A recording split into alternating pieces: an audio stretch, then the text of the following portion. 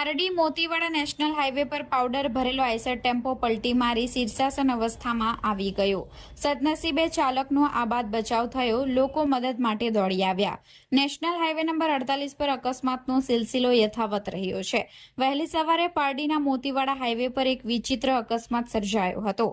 વાપી તરફથી પાવડરની ગુણીઓ ભરીને સુરત તરફ જઈ રહેલ એક આઈસર ટેમ્પો નંબર GJ16AU 6609 નો ચાલક અચાનક સ્ટીયરિંગ પરથી કાબુ ગુમાવી દીધું હતું।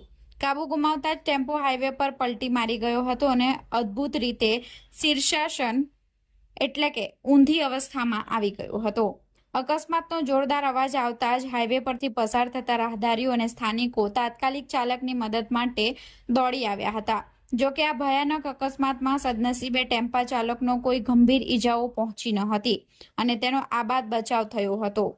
અકસ્માતને પગલે હાઈવે પર થોડા સમય ટ્રાફિક જામના દ્રશ્યો પણ સર્જાયા હતા।